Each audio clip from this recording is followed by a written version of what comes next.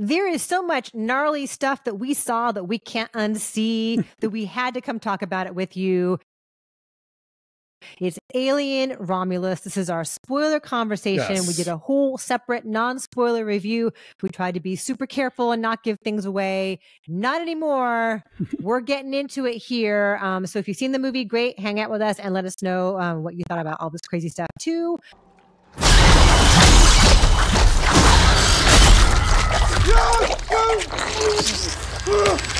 There's a lot that we didn't get to. Mainly, I think the main thing is what happens with Isabela Merced and her like pregnancy, her man baby, alien man baby, and how does that even work? She was pregnant, and then the alien gets in there too, and it becomes a hybrid, and it becomes something out of a Tool video. Like, I don't even know how to describe it, but I was like, what am I seeing? It's funny, when they mentioned that she was pregnant and then she gets face hugged, I thought, wait, have these movies ever given us a human xenomorph hybrid? Surely we've been building up to that. And then it's like, oh, that's what it looks like, I guess. We're getting one now.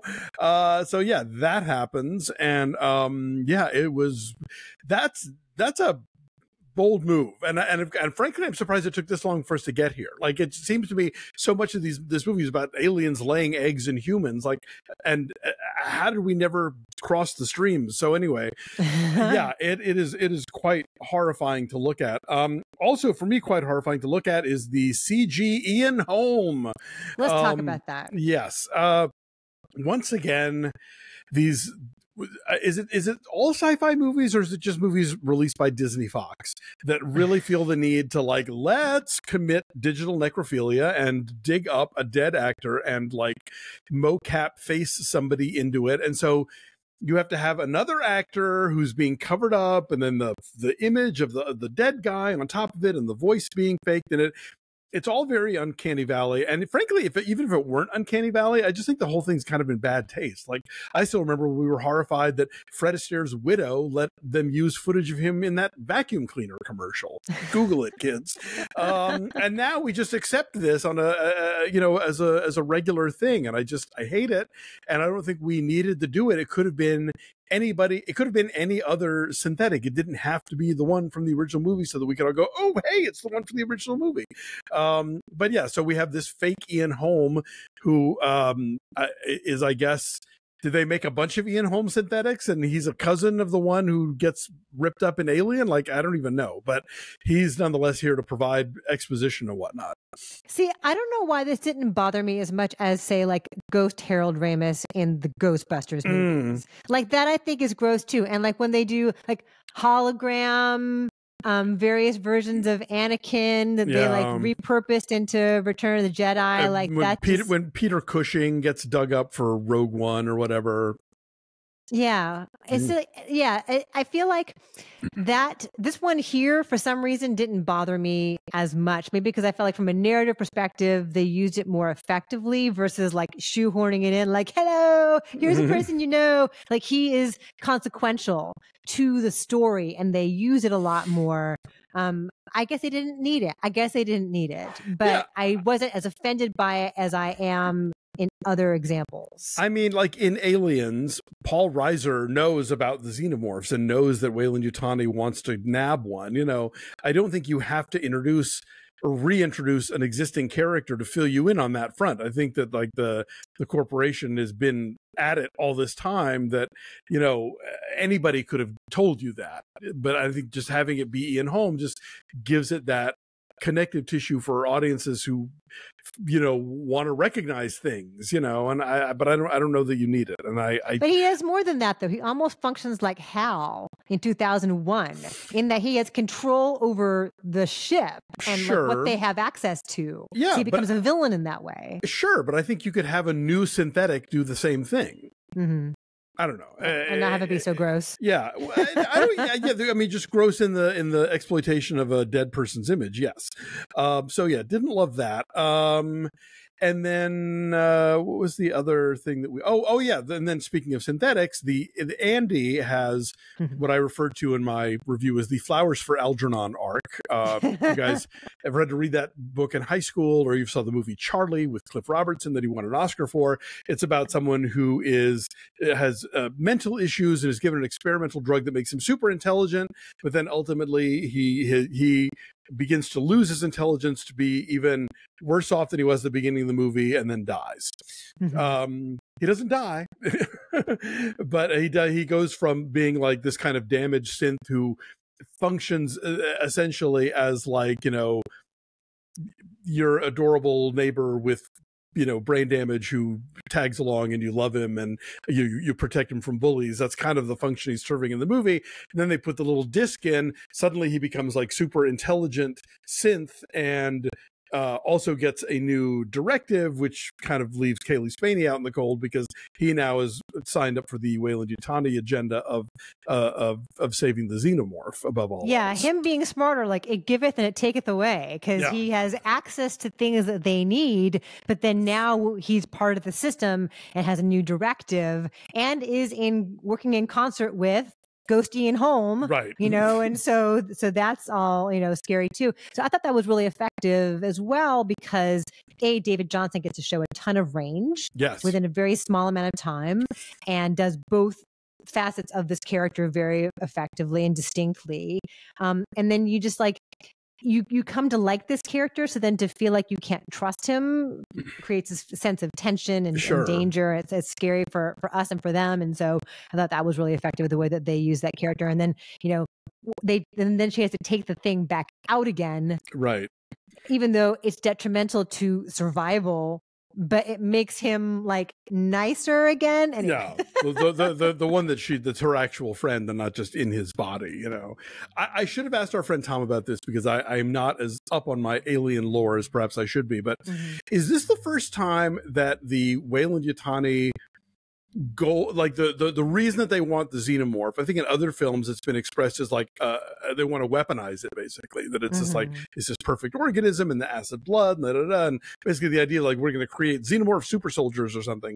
And this one it's more like we're going to create xenomorph perfect like laborers for our minds because humans are too soft and weak and they don't last long enough and they die too young in the minds. But if we could put some xenomorph DNA in them, you know, they'll really get down there and do more work for us before dying early, as we see in the lab rat simulation. Is that a new twist? Do you know? I don't know. They kind of feel like they're one and the same in a lot of ways, like two sides of the same coin. Yeah, it's a variation on a theme, but I feel it feels very like today's level of corporatism. It's like, it's not enough that we could just turn into a weapon. No. We have to like use it so we can exploit humans more effectively than we're already doing, you know, for profit. It's all for profit. Yeah, for sure.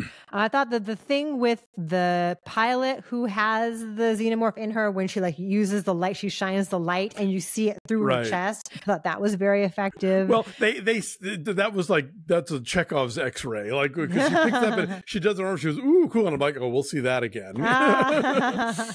Yeah, and just the way that one by one, of course, it's always a horror movie, they all get picked off one by one, but that they did that really effectively here in terms of like you see them coming out of their little pods, like they all get awakened one by one and they're in the water, and so I think a lot of those scares get paced out really well. Sure. My other alien lore question is this the first time we've seen a crowning in an alien birth? Like that's yeah, I know, between that and Caligula, a lot of crowning this week. It's beautiful, isn't it? Isn't life a beautiful the miracle of childbirth.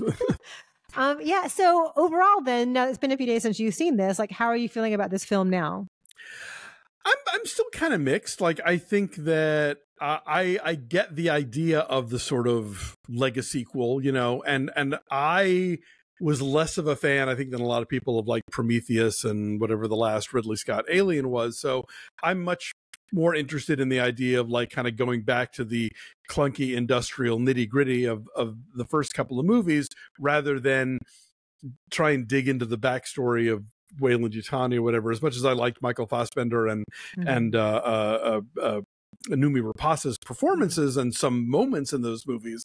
I like this as an approach better, but I don't know this movie is as consistently as the first two are, which if you're going to now play in those waters, you're going to be compared to them. And so, I think it's a bit lesser than, but it does what it does well at times. And there, like I said, the stuff in this movie that we haven't seen before that is genuinely horrifying and mind scarring. So, I'm not mad at it, but I understand why people are disappointed with it, because I think it's just sort of like a cop out in terms of, we're going to Force Awakens this stuff. What about you? I mean, well, yeah. And there's the line where David Jonsson says, "Get away from her, you bitch." And like, I thought that was kind of cute, because we know that line so well. It's such a famous line from Aliens, that for him to find a different way into it was kind of cute and kind of clever. So that's the kind of thing I ordinarily would roll my eyes at, but they found a different approach to it. I thought it was kind of cute,